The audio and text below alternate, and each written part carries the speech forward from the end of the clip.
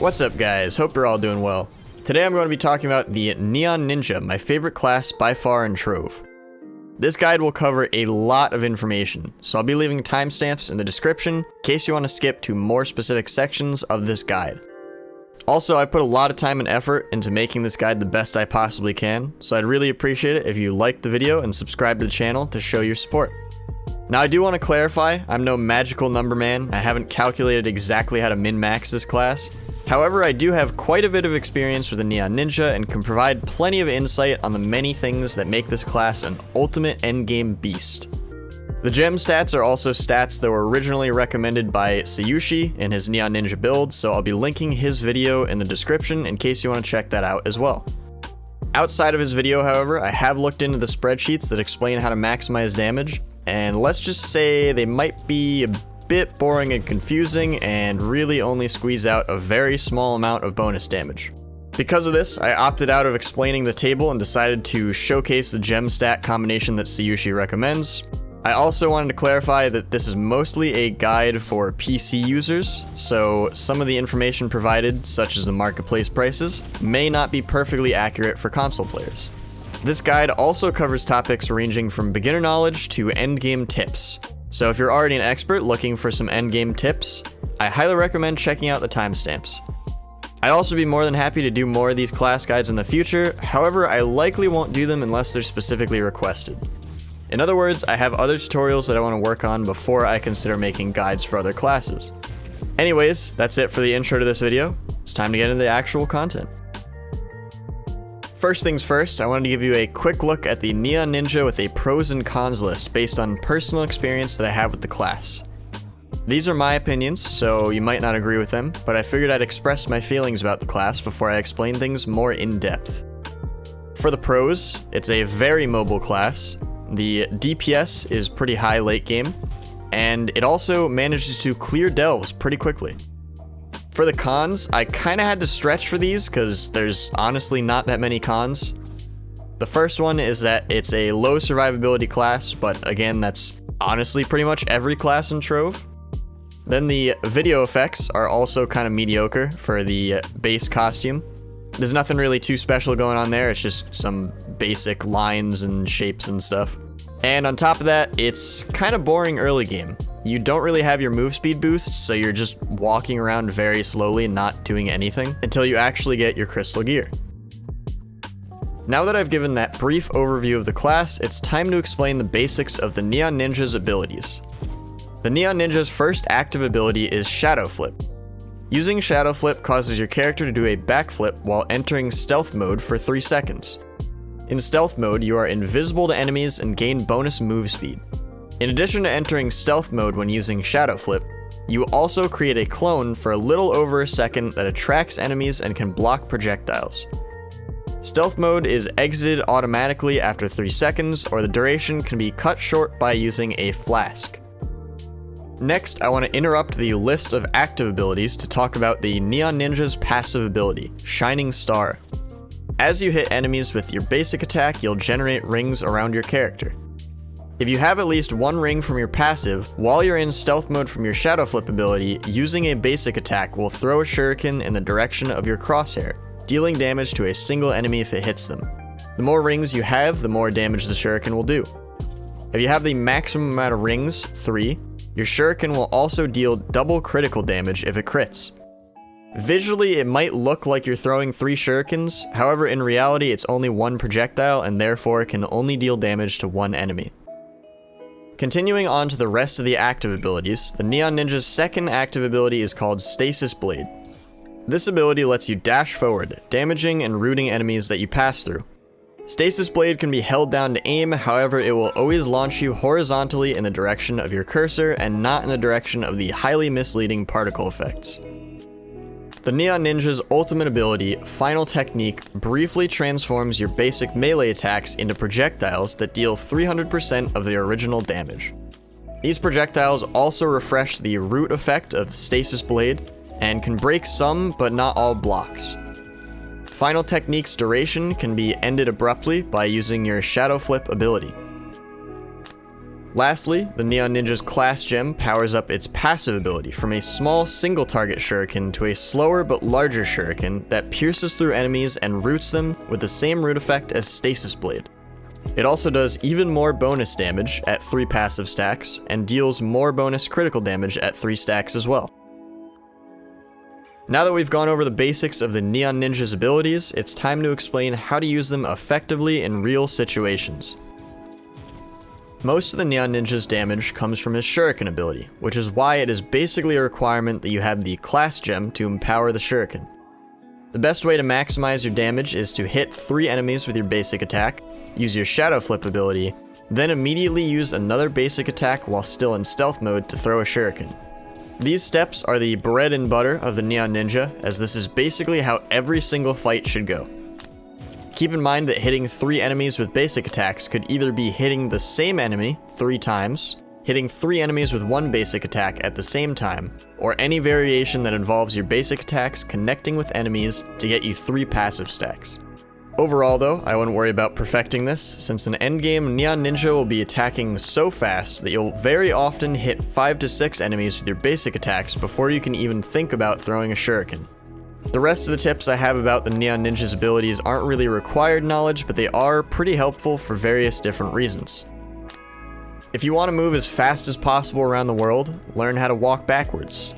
The fastest method of movement for the Neon Ninja is to move backwards while constantly using your Shadow Flip ability. This is very difficult to get used to since you literally can't see where you're going, but eventually you'll get the hang of it. I also sometimes use those 3 seconds of bonus movement speed to turn around to see where I'm going briefly. You lose some speed compared to only doing backflips, but it's way more practical since you can actually check what direction you're going in.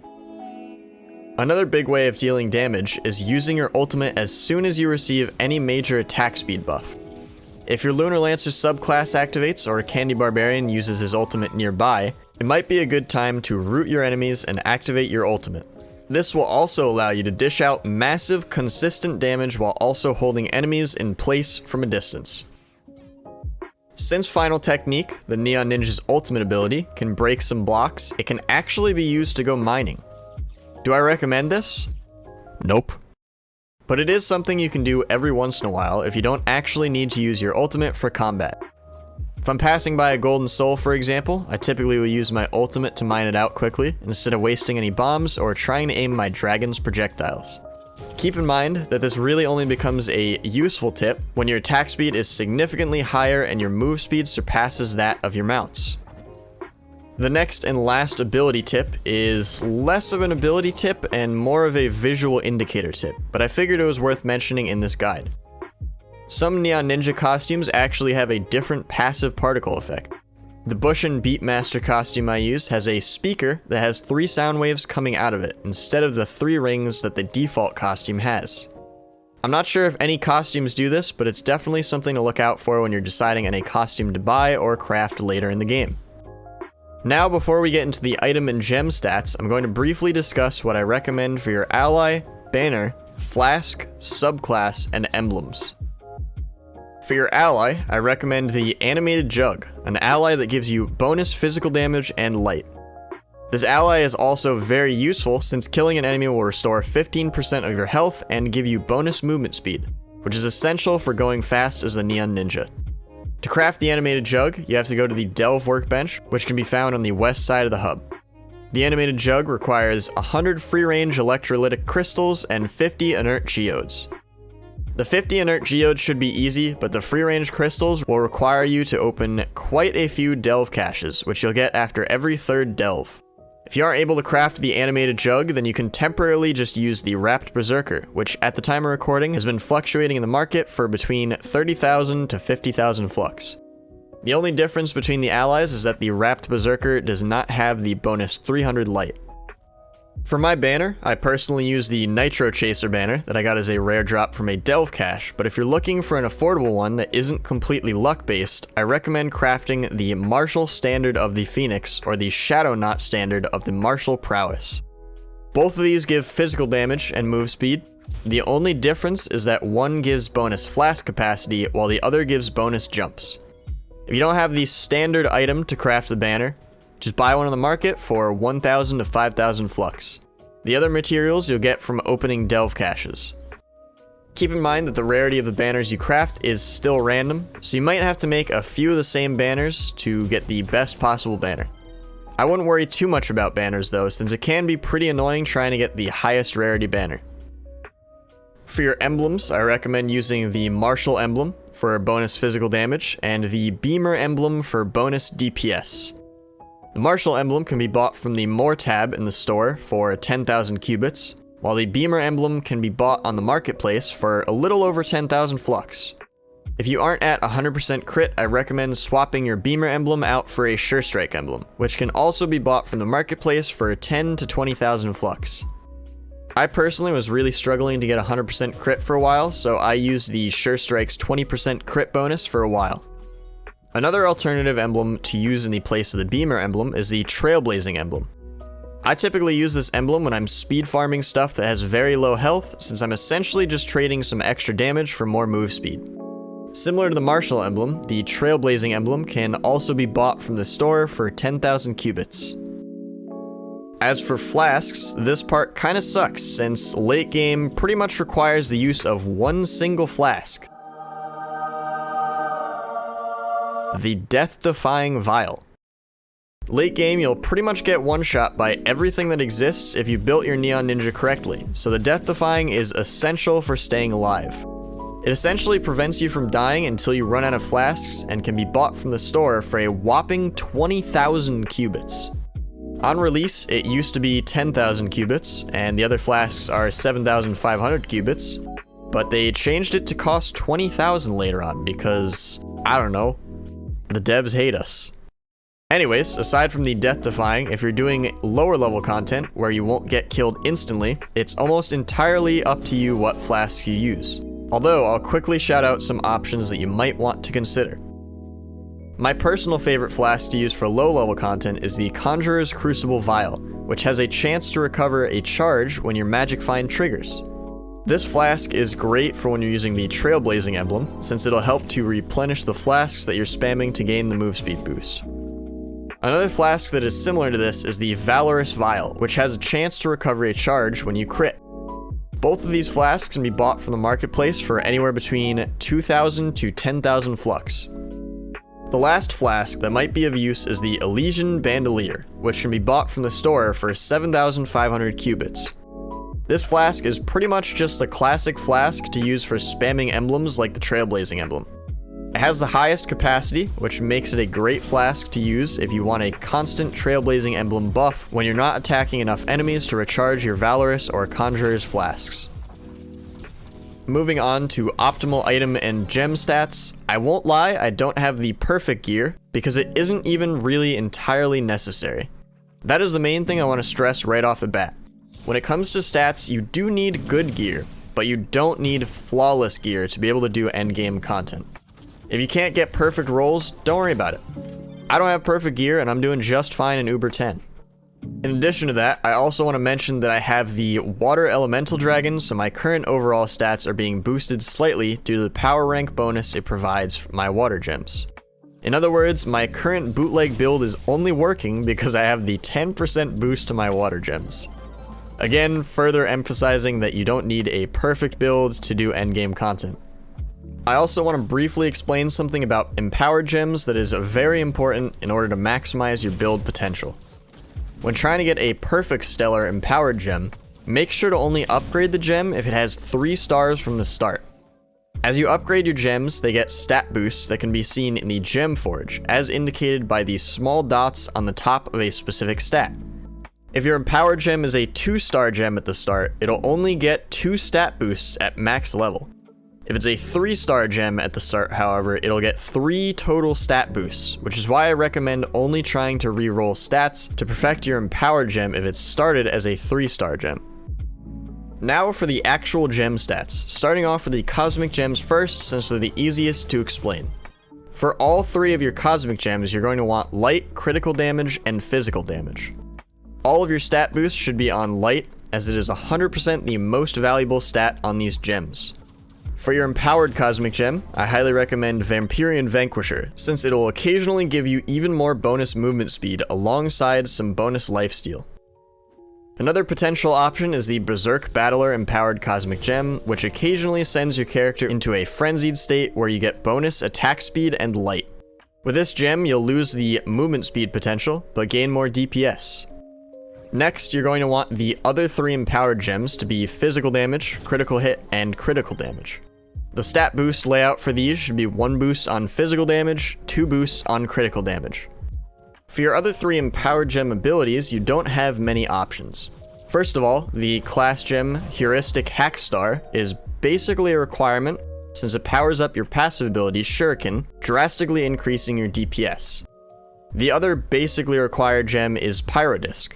Pyrodisc makes it so that killing an enemy has a chance to spawn a flaming disc around your character that deals damage over time and gives you a boost to your movement speed. Your last gem is totally up to you depending on whatever you feel is better for your playstyle. I personally use Explosive Epilogue since it's kind of fun to just watch enemies explode in groups, but you could also use Cubic Curtain for more survivability or even Volatile Velocity to give your Shuriken bonus projectile speed. As for the remaining 6 lesser gems, they all should have the same stat lineup as your non-cosmic empowered gems: physical damage, critical hit, and critical damage. The only difference though is that 3 of those should have 2 boosts on crit damage, 1 boost on physical damage, while the other 3 should have 2 boosts on physical damage, 1 boost on crit damage. One more general rule of thumb for the crit hit stat in anything is if you're already at 100% critical hit, you can trade that stat out for more max health or whatever else you prefer. Since this is a lot to take in and might be confusing, here is a diagram that showcases what the optimal stats are for your gems on Neon Ninja. A link to this diagram will be put in the description in case you want to view it full size. Again, don't worry too much about being super precise with these stats, I'm just explaining what the near perfect stat rolls would be. On my actual Neon Ninja, I still have some gems with magic damage and max health, as well as terrible stat rolls, 2-star base empowered gems, and many more flaws. Despite all of these issues, I'm still doing just fine with endgame content. For your subclass, I highly recommend using Sorta Crazy, the Lunar Lancer subclass. The physical damage boost isn't too helpful since it's only 750 physical damage at max level, but the chance to transform during combat is way too powerful to not use. At max level, you have roughly a 25% chance to transform when you deal damage. When you're in this Berserk transformation mode, you get a 10% boost to physical damage, 15% bonus movement speed, 90% damage reduction, and 100% bonus attack speed, for roughly 6 seconds on a 30-second cooldown. I think at this point you probably understand why this subclass is the best for Neon Ninja, so it's time to move on to the item and ring stats. For your hat, weapon, and face, the first 2 stats are always going to be the same for all crystal gear. The 3rd stat and 5th stat share the same possible set of rolls, while the 4th stat has completely different rolls. In other words, if you get attack speed as your 3rd stat, it isn't the end of the world since you can still roll movement speed for your 5th stat. To start things off, I highly recommend having move speed for your 3rd stat on all 3 pieces of gear that you have. This will ensure that as long as there isn't a 2nd stat reroll event going on, your movement speed stat will stay in the 3rd slot. Temporarily skipping over the 4th stat, the 5th stat, which you get once you upgrade your gear with pearls, should be either attack speed or critical damage. I personally prefer attack speed because I like attacking ridiculously fast and it also helps proc your passive faster, but I think you should set a goal to reach at least 200% attack speed with your full build. Granted, I don't think you'll be able to reach 200% attack speed until you've gotten Crystal 2 gear, but still I'd aim for 200% attack speed. Alternatively, if you can't find an energy regen ring, which I'll briefly mention later, you can roll energy regen instead of attack speed or critical damage. Now onto the 4th stat, which varies greatly between gear. For your hat's 4th stat, I recommend Jump or Magic Find. If you don't already have a decent amount of jumps, definitely take Jump as your 4th stat to help you with mobility, but if you already have 15 or so jumps, you probably should just take Magic Find instead. For your weapon's 4th stat, you have 3 options to choose from: Critical Hit, Jump, and Magic Find. What you choose for this also depends heavily on your current stats. If you aren't at 100% critical hit, take critical hit.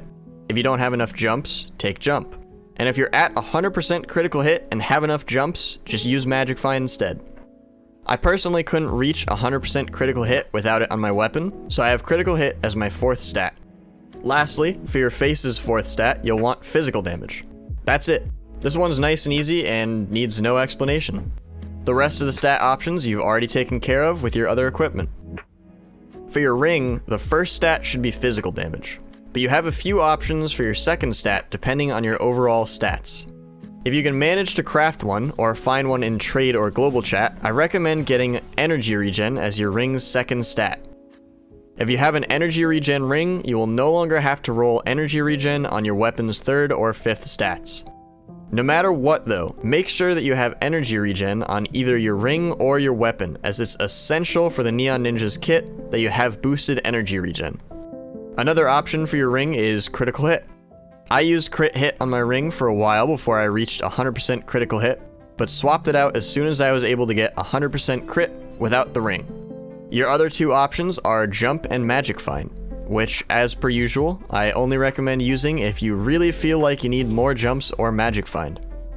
I personally recommend crafting a stellar ring from a power solitaire box if you've done ring crafting before, but if you haven't done ring crafting, you can easily just ask in global or trade chat to buy a specific stellar 5 ring for 10,000 to 20,000 flux. Similar to what I did with gem stats, I created a diagram that should explain pretty clearly what stats you need on your gear. This diagram will also be linked in the description below for your convenience. Now that I've explained just about everything there is to know about the Neon Ninja, I figured it would be helpful to show a few more minutes of just gameplay in case you want to see what it's like. If you have any questions about any part of this guide, be sure to ask me in the comments, or even if you have no questions, feel free to let me know in the comments if this video helped or not. If the video did help, be sure to like and subscribe, as I'll definitely be making more Trove guides in the future. Lastly, if you have any future guide ideas you want me to make a video on, let me know in the comments. As a matter of fact, this entire video was made simply because someone left a comment asking for it in one of my previous videos. Anyways, that's it for now. Enjoy the gameplay, and I'll see you guys in the next video.